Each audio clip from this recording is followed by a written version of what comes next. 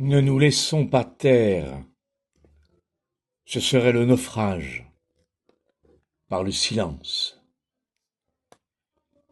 Tandis que les gouvernants pantins d'Europe se bousculent pour grignoter quelques reliefs du banquet pouti-trumpien, espérant sauver leur crédibilité plutôt que la vie de jeunes générations soldatesques russo-ukrainiennes, ces mêmes pantins reconnaissent sans précipitation ni aucune définition territoriale un hypothétique État palestinien improbable, voire impossible, compte tenu de l'État colon qui le côtoie, lequel ne cesse de se déployer au mépris radical du droit international et laisse libre cours à sa politique d'extermination du peuple de Gaza et de Cisjordanie.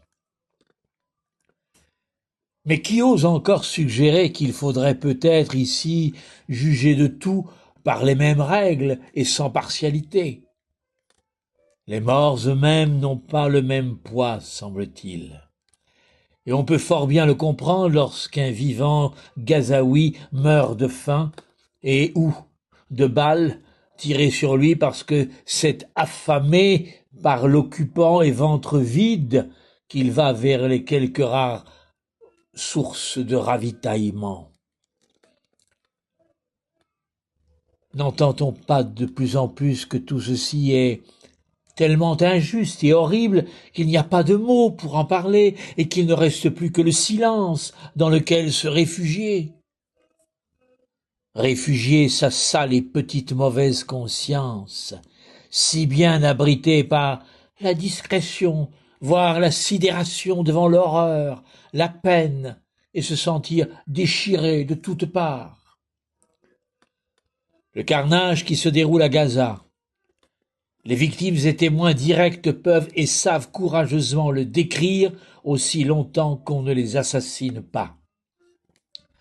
Leurs témoignages évoquent la cruauté, la persécution qui conduisent la mise à fin et la mise à mort de milliers d'êtres humains, tous âges et sexes confondus. Mais l'horreur, elle, n'est pas descriptible. Elle est un sentiment. Il est inspiré par la connaissance et la reconnaissance d'actes monstrueux, avérés et prouvés, qui depuis très longtemps sont accessibles à quiconque le veut bien.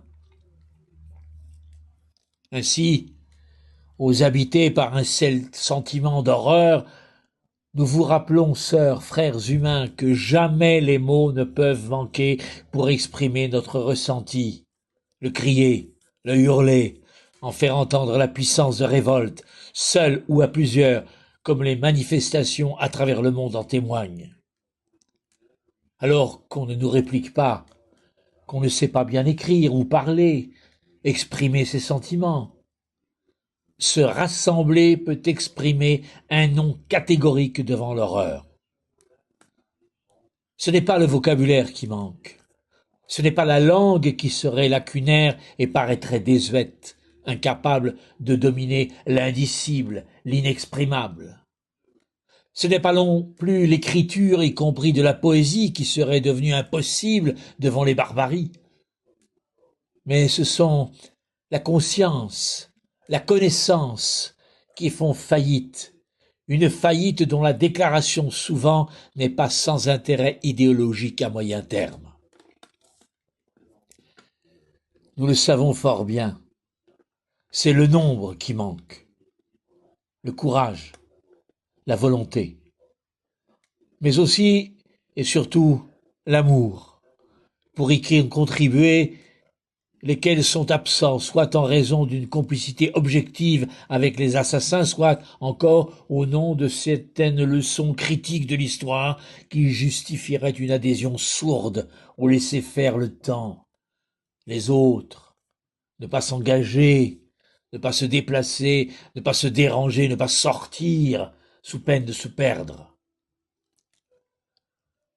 Le ressenti d'impuissance si largement partagé au regard des événements ici comme ailleurs est souvent le fruit d'un propre manquement à soi-même, à la nourriture de son espérance, autant de manquements qui précipitent une humanité en sa perdition. Comment autrement expliquer que confronté à la violation, à la négation du droit international, toutes ces nombreuses consciences, ces belles connaissances civilisationnelles, fières des Lumières, héritées par transmission directe ou importée, n'en appellent pas au devoir et obligation de l'homme avec un grand H, vis-à-vis de valeurs essentielles qui font que la vie fait sens et que nous lui donnons sens. Lorsque l'usurpateur détruit par des actes de barbarie ces valeurs qui ne sont pas seulement celles de la culture occidentale, mais de la culture mondiale humaine et du dialogue des cultures, alors il est impératif que chacune s'empare de sa langue et en elle, par elle, réalise les conditions sous lesquelles un appel universel à son obligation, son devoir, est de nouveau possible. Si à cette fin, la langue poétique est satisfaisante et peut-être suffisante, elle ne saurait être, comme pouvant s'affirmer, indispensable.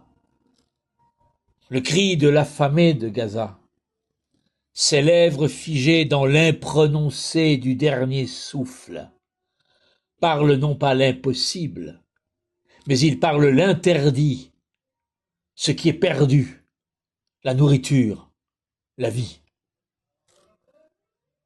Ce qui doit être entendu ce jour, c'est que toute langue qu'on appelle et prononce depuis le refus de l'inéluctable, de l'invincible, le combat qu'elle porte contre l'indicible est non seulement possible mais indispensable par ces temps de Gaza pour neutraliser les bourreaux et leur langue massacrière. On doit écrire nos ressentis profonds devant ce qui se déroule d'horrible. On doit écrire de la poésie pendant Gaza. Il faudra écrire de la poésie après Gaza. Ces langues, ces écritures en seront d'autant plus différentes qu'elles auront mené la bataille du langage contre l'odieux.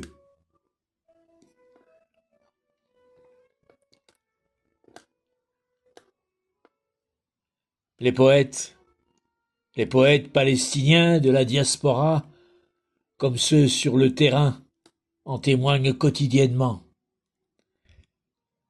Si le peuple palestinien a urgemment besoin de pain, il n'a pas moins besoin d'espérance, exprimée en sa langue comme en les nôtres, ici, ailleurs, à travers la terre, ne serait-ce que pour contenir une heure, un jour de plus, sa faim, Ephraïm, avant de s'éteindre, sans perdre son lumineux de vie et de résistance.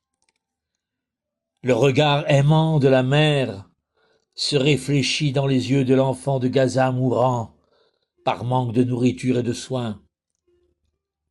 Alors, sa fin de vie en est différente, éclairée par l'amour. Face à la négation du droit et des valeurs essentielles, fondatrices du sens universel de vivre, toutes les langues portant refus d'abandon au silence, face aux affirmations d'un indicible ou d'un innommable, doivent occuper maintenant toute la place de notre expression. Que celle-ci soit poétique ou non poétique, pourvu que toutes portent notre engagement à recouvrer pleinement le sens du devenir homme qui nous est ôté par pantins et bourreaux associés. À qui hésite au nom de son petit doigt, alors qu'il y aille de toute son âme, l'amour l'y aidera.